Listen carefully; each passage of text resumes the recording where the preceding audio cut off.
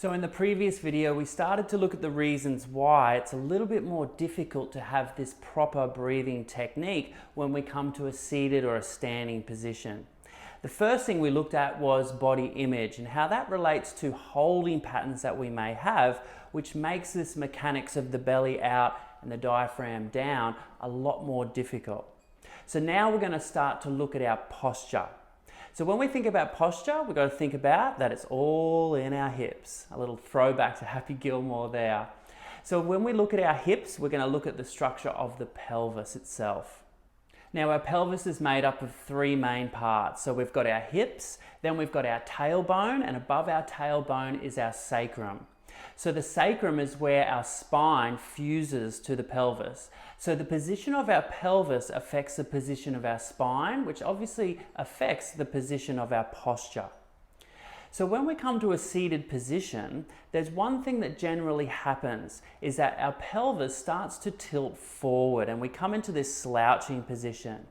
Now that's called a posterior pelvic tilt, when the pelvis is starting to tilt forward, and what that does is starts to compress this area of the abdomen here. And obviously a compression of this area here makes it a lot harder for the belly to move out and the diaphragm to come down with our proper breathing technique. So the ideal seated position is a little bit of an anterior pelvic tilt where the pelvis is rotated backwards. Now, if you're sitting on a hard surface, you might start to feel these two bones at the bottom of the pelvis there, which are called our sitting bones. Now, if you can feel those sitting bones, that'll give you a great indication of being in a correct seated position. It's also important to note that when we're in this seated position and we start to tilt our pelvis back, or this anterior pelvic tilt, what it's actually doing is it's starting to engage these paraspinal muscles, which are the muscles that run alongside the spine.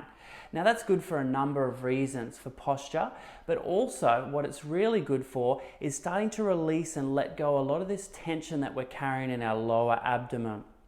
So in order for us to get our correct alignment in this seated position, we need to work on two things.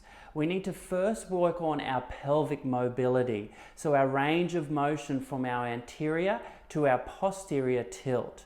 And the second thing we need to work on is we need to start to strengthen our core muscles. So these abdominal muscles here, and also these muscles in our back as well. So first, here are some exercises that are going to help you with this pelvic range of motion. Now this is a great movement pattern that's been borrowed from yoga called cow and cat. And what we're doing is we're tilting the pelvis forward and then taking the pelvis back to create this shape with the spine. So as you can see in this one, where we take the pelvis back, anteriorly rotate, that's called cow. And then in the opposite, we're posteriorly tilting the pelvis, and that's called cat. And just to set up for this, making sure that your hands are underneath the shoulders, fingers are spread wide, your knees are underneath your hips, and you're about shoulder distance apart, and just taking this movement pattern really gentle. This next exercise is called the seated pelvic tilt, and it can be done in a range of different positions. This one you can see is being done in the chair. So the movement itself is very similar to the cat and cow, where we're just tilting our pelvis forward and back. Here you can see on the ground using a cushion to support you, and next you'll be able to see one without a cushion, and it's this position here where you'll really be able to feel those two bones at the bottom of the pelvis called the sitting bones, which is really going to help later on with our seated posture. And now here are some exercises that are going to help you to get this core stability and strength. So a great exercise to use to strengthen our core is the plank. So some things to note when you're doing the plank is to make sure that our back is always nice and straight. Also that our hands are underneath our shoulders. And here we've got a few different variations. So just working with your own ability levels, but they're all designed to help with strengthen the core. This one here with the foot is making the side plank a little bit easier, and this next one here is making the side plank a little bit more challenging, but just working with your own ability.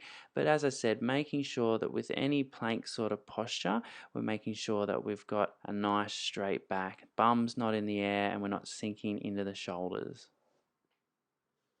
Now here's another movement pattern that's been borrowed from yoga, and it's called the locust posture. Now this is great for strengthening the core, but predominantly those rear muscles alongside the spine called the paraspinal muscles. Now there's a few different variations. Please work with your own ability. There should be no pain or discomfort, but you should feel those back muscles working as you perform this posture. So in the first one, it was just our head and our shoulders. Now you're seeing head, shoulders, and hands. And in this last variation, head, shoulders, hands, and feet are coming off the mat.